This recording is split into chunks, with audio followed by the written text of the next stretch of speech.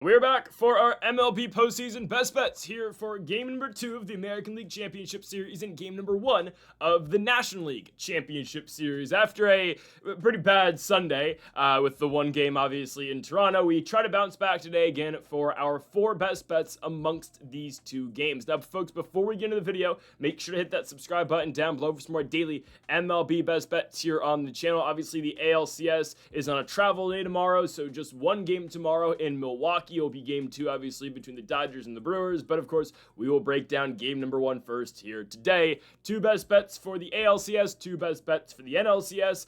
Before we get into it, folks, make sure later today to go check out our college football predictions. There are 59 college football games this week, and I'm gonna predict every single one. It's gonna be over 4 hours. So make sure to go check that out later today on the channel, 4 p.m. Pacific, 7 p.m. Eastern time. Also, later in the week, make sure to go check out our NFL predictions. And on Greedo Plays MMA yesterday, we posted our UFC Fight Night DeRitter versus Allen UFC Fight Night Vancouver full card predictions. Go make sure to check out that video. That is linked in the description down below. Okay, on to the first now of our 4 best bets for today's MLB action, kicking things off with our best player prop. Let's go. Let's do it again. All right. Plus 100 for Vladimir Guerrero Jr. to get 2 bases. All right, second time's a charm. Vladdy goes 0 for 4 yesterday after dominating in the entire postseason. Yesterday, he steps up to the plate and goes 0 for 4 instead. Okay, you know, he was batting, 5-something going into yesterday's game? He was batting 529. He had reached the 2 base mark in every game except for game number 4 against the New York Yankees. It's all right. And it's not like, oh, he's facing the worst pitcher he had seen so far, at least starting pitcher in Bryce Miller, but for some reason, nobody on the Blue Jays can hit off of Bryce Miller. Guys, yesterday's game starts with the leadoff home run in the bottom half of the first inning for George Springer, right? Mariners threatening a little bit in the top half of the inning, but Jays get out of it. I'm thinking, okay, bottom half of the inning, here we go. Let's see how Bryce Miller can hold up. Immediately, Springer takes him opposite field to right. I'm thinking, all right, game over, you know? And through the first, inning of the game, I'm expecting, okay, the crazy at-bat Nathan Lukes draws a 13-pitch at-bat and ends in a walk. So all the momentum now is on Toronto's side, and Vladdy hits a ball sharply into center field, and it's just caught, and that's the thing. Toronto then goes 27 consecutive outs without scoring another run. Can't win a game like that. So Bryce Miller was locked down, man. I mean, early in that start, it was not looking good. Bryce Miller goes 6 innings in a game where the Mariners desperately needed him to go 6 innings, and we talked about it yesterday. The Mariners' goal was to just steal 1 in Toronto. They've already done it, and now they can potentially get 2 in Toronto before going back to Seattle for 3 consecutive games. Now, again, I'm going to be going back to Vladimir Guerrero here. I think it's hard to hold this guy down for multiple games in a row. It just is. Look at what he's done so far. Look at the body of work so far in this playoffs. I will be damned if he gets shut down in back-to-back games. Now, a better pitcher is going today for the Mariners at this, by the way, weird start time of 2 o'clock. I mean, seriously, I guess it's 5 o'clock in Toronto, but, I mean, it's a work day for Mariners fans. And the game's on during the work day? It's insane. I don't know. Like, you couldn't have gone for, I don't know, like, a 3:30, 6:30 starts tonight. I don't know. Logan Gilbert's going for the Mariners. A better pitcher, obviously, at least on paper and throughout what we have seen in the regular season, than Bryce Miller. Now, Logan Gilbert had to pitch in that 15-inning marathon game he pitched against the Tigers, went 2 innings, 3 hits, and 0 runs. I kind of expected this to be Luis Castillo's spot. But, again, both him and Gilbert had to pitch in the 15-inning game, and they're going to go to Gilbert instead. I thought they were going to go to Castillo because Castillo actually only threw 15 pitches and Gilbert threw 34. But they're going to go to Gilbert instead. I don't know how deep Logan Gilbert's going to be able to go, but man, he's on 2 nights rest. 3 technically, kind of, really 2. I don't know. I think Guerrero's going to come through today, and we're going to get into another bet in a second here, but I look at this game and I think, all right, Vladimir Guerrero goes 0 for 4 yesterday. All that momentum the Blue Jays had so early in that game. Because, guys, after George Springer hits the home run, I'm thinking, okay, this is over. Blue Jays going to dominate this game 1, and maybe the Mariners can split and get out of here again, get out of Toronto with a 1-1 series going back to Seattle. I mean, all that momentum is wiped off the board. Guys, the Blue Jays had 2 hits the entire game. Crazy. Santander had a hit in the second inning where, again, then Robles made the error. And again, no momentum. There was not a single base knock for the Toronto Blue Jays after the second inning of that baseball game. Unbelievable. They got to turn it around today. I mean, I would have to assume they're going to. And I think Guerrero, again, is going to be a huge part of that. Now, Bo Bichette not on the postseason roster. I guess he's not ready to play just yet. We saw that Max Scherzer and Chris Bassett are on the postseason roster now. I'm glad Max made it, but I don't really know what Scherzer's...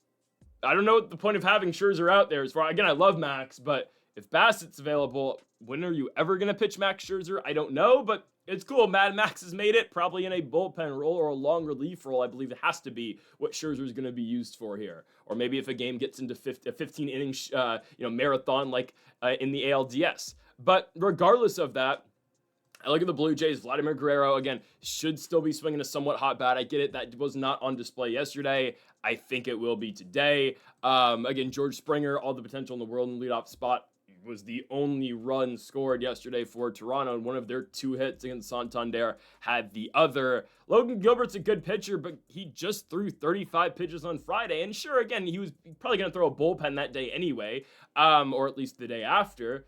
But still, I don't love that for a guy who has dealt with, multiple injuries, multiple elbow injuries and forearm injuries. Again, that's months ago at this point now, but he's being rushed right back into this. I would think, again, this is going to be Castillo's role, but it's not. So it is what it is. I think Guerrero is going to come through today. I expect the Blue Jays lineup as a whole to really come through, but Guerrero's going to be that main guy. You would think after all the success he saw in that Yankees series, it has to translate into the series eventually, right? I think it's got to be today because ultimately, too, the Blue Jays are in a rough spot if they don't win this game. If they do not win here, and we'll get into that in a second, and Guerrero, again, is the major reason why they need to win. If they don't get this game, you're going back to Seattle for 3 games, not 2, where you have to win 2 of 3 to keep playing and get back to Toronto. So this game, they're going to be pressing a little bit, but that's fine. Guerrero is going to be one of the driving factors into why they win. Give me Guerrero plus 1.5 or plus 100 for over 1.5 total bags. I did ruin it. There you go. Blue Jays going to win the game. I know, again, the pitching gets better for Seattle, and I will say this now. I believe the Mariners are going to win the series. Okay? I was on the fence, and truthfully, it was going to come down to this game 2 for me, because I thought the Blue Jays were going to have game 1 in the bag. Okay? To the point where I wasn't really... I was watching, obviously, game 1, but it wasn't something, I had it split screen with, the NFL's rigging of the Lions versus Chiefs last night. But, watching that game, and obviously, again, I'm watching both at the same time, but it's like, man, I very shocked what happened, truthfully. And again, Cal Raleigh's, a big factor of why they come back, and just the lack of hitting, obviously, for Toronto. It's that 6th inning. Jorge Polanco continues to come through in this postseason, both in the 6th and in the 8th. But what I'm getting to at that point is, I had expected Toronto to win, and then this was going to be the game where I thought Seattle was going to try, was going to have to be really on their game to win. But ultimately, right, I initially had Toronto winning the series. Now I have Seattle winning the series. I think Seattle's losing this game. I think Toronto's going to get it, and I'll say that, I'll tell you why in a second here. I just don't know how Toronto survives those 3 games in Seattle by winning 2 of 3. I think they're going to get 1 game in Seattle, and honestly, I think Toronto goes back home to the 6th, and I don't think they can win back-to-back in games 6 and 7. I don't think so at all. But again, that's besides the point. In terms of this specific game, though, I think Toronto has to win it. Just because, okay, one, Trey Yesavage is going, and I've been talking a lot about how I think Yesavage is the guy in this rotation, at least, well, since we've watched him pitch in the major leagues, and especially after that start he had against the New York Yankees, to come into the major leagues. And by the way, Trey Yesavage, who the Nationals could have had, but that's neither here or there, to make your major league debut in September, throw 3 starts, and then immediately get inserted into game number 2 of the ALDS against the New York Yankees in the playoffs for the number 1 seed in the American League, and to go 5 1/3 innings, give up 0 hits and 0 runs, walk 1 guy, and strike out 11 batters. To do that in your first postseason start, and beyond that, your 4th career start in the major leagues is just, it's insane. There's no other way to put it. Now, will Yesavage eventually run into, a lineup he can't handle? Eventually, sure. Hell, again, the guy's not he's not indestructible. His second start in the major leagues actually went 4 innings and gave up 4 runs to the Kansas City Royals. Like, it can happen. He has now, though, gone 10 and a third consecutive innings without giving up a single run, which is just absurd, especially for a 22-year-old who's a rookie and technically will be a rookie next season, too, because he doesn't qualify for the amount of games played yet to get rid of the rookie tag, essentially. But for Savage to do what he's doing it's absurd. And I'm looking at, again, Seattle, and I mentioned it earlier with Logan Gilbert. I don't know what Gilbert's going to be. Just threw 30-plus pitches a couple days ago. I feel like this should be Luis Castillo's start, but it's not. They're going to go to Gilbert instead. So essentially, they've just skipped Luis Castillo's start because they went Kirby, because in the ALDS, they went Kirby, Castillo, Gilbert, and then so on to Bryce Miller. But they're just skipping Castillo for now. I assume Castillo will get to start Game 3 before they go back to Kirby or potentially Brian Wu. But I think, again, I don't love that Gilbert's pitching today.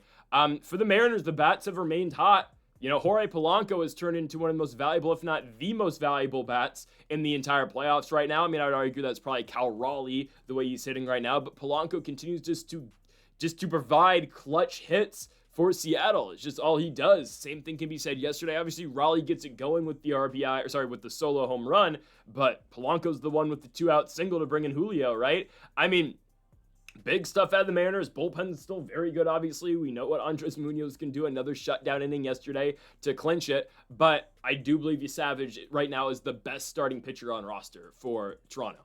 I get it, Gausman, but I did pick the Blue Jays yesterday, but I did say at the same time, like, I don't love Gausman as their ace. It's not like, okay, well, the Dodgers have a million aces, but it's not like, again, like the Dodgers or the Brewers where I can say, all right, Freddie Peralta's going. I can expect a very good night out of him. I can't always say the same about Kevin Gausman. I don't know if Savage, I wouldn't want to put him on the level of a Freddie Peralta or on a Blake Snell, who's pitching later today for the Dodgers. But Savage is very talented, and he is a very good starting pitcher. And another thing we just have to say, what are the odds the Blue Jays lose back-to-back at home?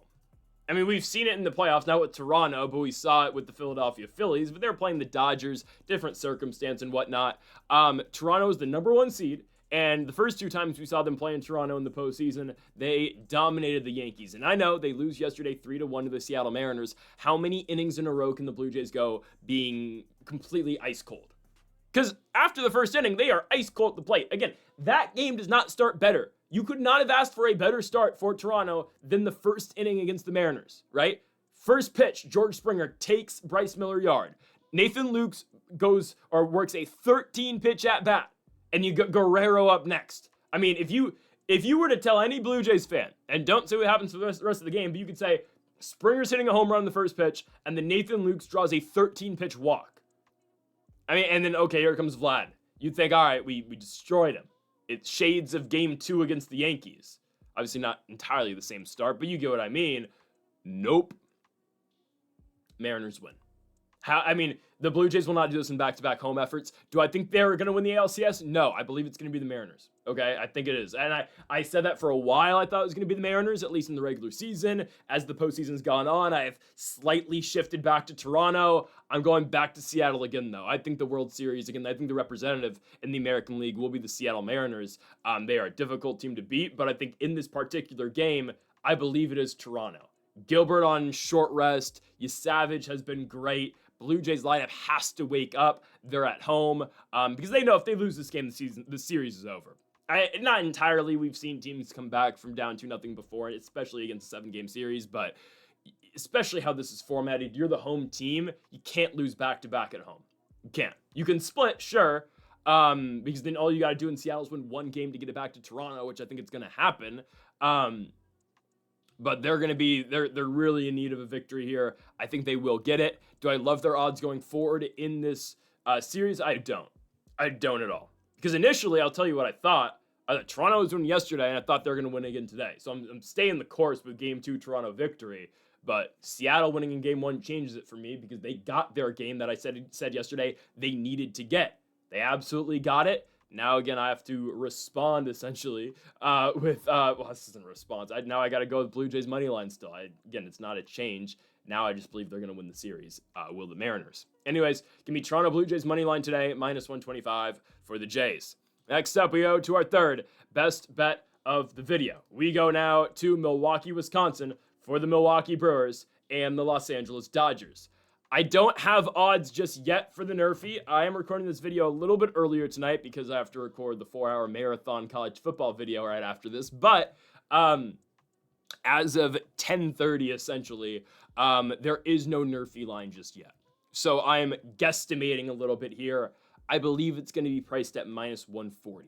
That's what I think it's going to be. Now, who's starting for the Milwaukee Brewers? That is a question. We know who's starting for the Dodgers. It's going to be Blake Snell. And, well, Blake Snell's been maybe the best pitcher in the playoffs. Best pitcher in the major leagues in the last month. I mean, as of, we're talking about pitchers who are pitching in the playoffs, right? So Paul Skeens doesn't apply. Yeah, Derek Skubal's been really good. Skubal's probably been better. But, man, Blake Snell has just been phenomenal. And that's what sucks about it, too. I mean, this guy was literally on the San Francisco Giants last season. And he decided, you know what? I'm going to go to the Dodgers. I mean, it's like that Kevin Durant tweet. What happened, or what's up with all these super teams? We need to start going at these peoples. And obviously Durant did the Warriors thing, but you know what I mean, right? Like, what are we doing here? Regardless, that's why I'm not a big Blake Snell guy anymore. I mean, come on, dude. You played on the Padres and the Giants. You're gonna go to the Dodgers right after. I mean, what are we doing? Anyways, Blake Snell's effort against the Philadelphia Phillies in game number 2 of the NLDS, my goodness. 6 innings, gave up 1 hit, 0 runs, 9 strikeouts, walked 4 guys, but nobody scored. His game against the Cincinnati Reds, 7 innings, 4 hits, 2 runs. Cincinnati scored those 2 runs in the 7th inning of work for Blake Snell. 1.38 ERA so far in the postseason. He is tough to hit. He just is. So I'm looking at this, and yes, the power of friendship Brewers, the average Joes is what they are calling themselves. I don't think they score in the first inning. I know they have had great first innings so far in the postseason, especially in Milwaukee, as Contreras has hit big home runs for them and whatnot. Jackson Churrio's gone on. Bryce Churang's continued to get on. I think Snell shuts them down in the first. Now, I will get to this in a second. The Brewers are 6-0 this season against the Los Angeles Dodgers. They swept them in Milwaukee. They swept them over in Chavez Ravine in Los Angeles, California. While that is all true, I don't think they score in the first inning. Now, who's pitching for Milwaukee is the question. Well, we know Freddie Peralta's going game number 2. We know it can't be Miz. It can't be, it could be Quinn Priester. Is it Quinn Priester? It probably is. Last pitched on Wednesday, but got blown up. So do they really want to throw him? Or are they going to throw Jose Quintana? Actually, I believe they're going to throw Jose Quintana. Why would they throw Quinn Priester after the last game he pitched in Chicago? It's going to be Quintana, I think. Okay, you know what? 1, 2, 3. Oh, I don't know if he's going to go 1, 2, 3, but I'll map this out for you. Shohei's a bum. He doesn't do anything, okay? He's the opposite of a postseason riser. He's a postseason faller, okay? Ohtani does not show up when the lights are brightest. We've seen it so far in this playoffs. Oh, he did well last year in the playoffs. No, Ohtani has not shown up yet this year, okay? And he's not going to do it in the first inning. I know he did in game 1 of the wild card round against the Reds against Hunter Green. That doesn't count, okay? I need Jose Quintana, who's 36, or maybe they go opener. Maybe we get Trevor McGill in the first inning again. Maybe they do that. Maybe they throw their closer in the first. Because honestly, the way they've been throwing Quintana, he's done nothing but come out of the bullpen so far in this postseason. So maybe they go that route. Even better. Give me Trevor McGill as the open, right? Regardless of, well, actually, no. It's a big difference if it's McGill or Quintana. But I'm hoping we can get 3 outs. I'm not that concerned about Ohtani. Hear me out. I'm not, guys. Ohtani's, 1 for 19? He went 1 for 19 in the NLDS. Not concerned. Mookie, yeah, postseason riser, but righty, regardless if it's McGill, if it's Quintana, okay, Freddie Freeman, or no, they go Teo in the 3 now. Not that concerned. Hit a big home run against the Phillies, obviously. He was good in the Phillies series, but I think we're able to get that out of Milwaukee. So I think we're going to be fine here. Again, Blake Snell to me is an automatic. No runs in the first. I know how good Chourio is, Churang, Contreras, Yelich, and Andrew Vaughn. They have all had phenomenal postseasons so far, right? I mean, that Game 5 was electric that the Brewers won at home against the Chicago Cubs. I understand that. Blake Snell, though, has been, just elite, man. He's so difficult to get hits off of. Man, the hook on the curve and on the slider, it's nasty, man. The break he gets, it's just, he's difficult to deal with. Not a big fan of the Dodgers, obviously, but I'm a realist, and I've been watching these games, and yeah, I can tell. Like, Snell's been doing a great job. And I don't think the Brewers are going to give up a run either. Again, I don't think the Ohtani threat's that big right now. Yeah, Freddie Freeman with the runner in scoring position is always a threat, but I'm hoping it's Trevor Megill. It's probably going to be Quintana, but if it's Megill, all right, now we're in business. I don't think the Dodgers score. So my, guess on the odds is minus 140. We'll see what it's at later today, obviously. But for now, yes, we're going to take the NRFI here in Milwaukee between the Dodgers and the Brewers. Don't think there's going to be a run scored early in this game, but I do believe, unfortunately, the Los Angeles Dodgers are going to win game number 1. Yeah, I'm going to take the Dodgers here because of the pitching. I've honestly gone back and forth on who's going to win the series. I have. Okay, and I won't give away who I think's winning tomorrow, but I will say I think Freddie Peralta is going to have a much better chance to get one for the Dodgers tomorrow, or for the Brewers tomorrow against Yoshinobu Yamamoto. Game 1's going to be tough for Milwaukee because who are they going to throw? I mean, you just use that entire pen essentially on Saturday, and sure, they've got 1 day of rest in there. You can't throw Peralta. You can throw Quinn Priester, who has been very bad in his last 3 starts. Jose Quintana is available, who I believe is going to be their starter. But no Jacob Mizorowski. Obviously, Brandon Woodruff's still out. And then you got the pen, which it's a good pen, especially McGill and Uribe. But, I mean, how many innings can you really ask out of those guys after a bunch of innings that you needed in game number 5? And obviously, Miz took up a lot of that game. But still, you use McGill in the first inning. And then you use Uribe for 6 outs. You use Ashby. I mean, you use a lot of guys. I just don't know how entirely they manage this one. Especially with Snell going, man. And I'm a big believer, too. I mean, like, again, I'm looking at the games that they played this season. Again, the Brewers have played very well against the Dodgers. Some competitive games, don't get me wrong, like all the games in Milwaukee were somewhat close. They had a game in Los Angeles, I believe it was on a Sunday, where the Dodgers had bases loaded, and they moved the order around that game, or that series, where Ohtani was batting in the 2, and Mookie was struggling, but they were trying to figure Mookie's swing out, so they put him in the leadoff spot. And Dodgers had bases loaded, 2 outs, and Mookie Betts came up to the plate instead of Ohtani, and Betts actually cracked one to center field, but it just got hung up, or the ball stayed up, and Blake Perkins ended up making the grab and ending the game. What I'm getting to, though, is that the Brewers, yeah, they've dominated the Dodgers all year long. Dodgers in the playoffs, you know what the lineup is, and Blake Snell's going. To me, all of that doesn't really equate into a Brewers victory. I want it to, don't get me wrong. I hope Milwaukee wins the baseball game. But with all of that being said, I mean, it is hard to pick against the Dodgers. I mean, it's hard to pick against the Dodgers here. There's a reason they're at a minus 150 favorite. Again, I would not play it personally until it comes down to minus 145, which I believe it will. If it doesn't up until, first pitch, we're just going to do this. We're going to, cross our fingers and say, all right, Dodgers don't score in the top half of the first inning, and then we're just going to bet on it in between innings, so we can get it at minus 135-ish. And we know Blake Snell's going to get 3 outs in the bottom half of the inning, so that's what we're going to do if this line never comes down to minus 145, but I believe it will at one point, so then we're just going to play it outright like that, just for the rare event, obviously, the Dodgers score in the first. It's just, I don't know, man. That Dodgers-Phillies series, I said it for a while, and I wasn't lying. The winner of that series I thought was going to win the World Series, and here we are. I mean, I was flying the flag quite a bit for Philadelphia. I was saying, okay, they win game 3 and they're going to go on to still win the World Series, and obviously they couldn't score on game number 4. It is what it is. Orion Kirkering can't make a throw to home, or can't make a throw to first, and just blanked out and didn't make the right decision. But I kind of still feel that way, though, about the Dodgers. I don't want them to win the World Series. I'll be cheering against them every step of the way. But, I mean, how does this team lose 4 times? They will lose because of their bullpen, but when they're getting such great starting pitching right now, they're so difficult to beat. Now, again, there are going to be games where I think, especially in the series, where, it's going to be very winnable for the Brewers. I believe Yoshi's very beatable right now. Glasnow, I think, is going to be beatable. I definitely think Ohtani's going to be beatable, too. Especially, again, Ohtani and Yoshinobu, I believe, are extremely beatable right now, especially for the Brewers. The one guy, and this is why he's starting game 1, well, obviously orders in the rotation, but there's a reason, right, There's a reason Snell's starting right now. The projected starter for Game 5 of the NLDS was supposed to be Shohei Ohtani for the Dodgers. There's a reason they've skipped Ohtani's start.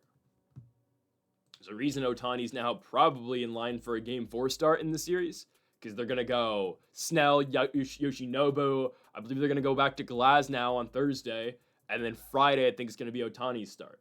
And then they just go 4-man rotation, obviously. Saturday after, you go back to Snell, and then you go Yoshi Game 6. And then with all the, everything on the line, you go back to Tyler Glasnow in Game 7. I assume that's what's going to happen here. There's a reason, though, there's a reason they're skipping Ohtani. They believe Snell's their best guy. He is. So, I mean, that too, I was looking at Game 5 originally between Dodgers and Phillies. I was thinking to myself, oh, okay, they're going to get Ohtani. That's very winnable. Blake Snell, though, I'm telling you, is just so difficult to beat. And sure, again, Philadelphia almost came back in that game number 2, but that was complete, bullpen, disaster out of the Dodgers and Blake Treinen and whatnot, right? Again, though, the way you beat the Dodgers is if you just stay out the bull, or if you can the way you beat the Dodgers is by getting to their bullpen immediately. I don't think it's that possible in this game, man. I believe Snell's going 7 innings, Sasaki's going 8 and 9. That's your game. Tomorrow, it's going to be winnable. I don't think Yoshinobu's going to go more than 5. And then, okay, Roki just pitched 6 outs the night before. We got to scramble. We got to go to Treinen. We got to go to Dreyer, Vesia, and whatnot. Anthony Banda. Clayton Kershaw. Much more winnable game in Game 2. This one, though, straight up is difficult for Milwaukee. I believe the Dodgers win it. Again, the lineup's very difficult to beat. I know Ohtani has not been good, but oh no, here comes Freddie Freeman. Here comes Mookie Betts. Here comes Will Smith. Here comes Teoscar Hernandez. Andy Paz has been really bad, but there's going to come a time where he's not bad. I don't know. Brewers pen backed up as well. I think the Dodgers win for the first time in the season against the Milwaukee Brewers. They'll get it done. Minus 150 on the odds. Again, whole new game tomorrow. But for now, yes, unfortunately, I will have to pick the Los Angeles Dodgers to win on the road at American Family Field. Folks, thank y'all for watching our MLB postseason best bets here for Game 1 of the NLCS and Game 2 of the ALCS. If you have not yet, though, make sure to hit that subscribe button down below for more. Make sure to leave a like if you did enjoy the video. Make sure to comment if you disagree with any of the picks. We'll be back tomorrow again for Game 2 of the NLCS between the Brewers and the Dodgers. Folks, thank y'all for watching, and Mamba forever.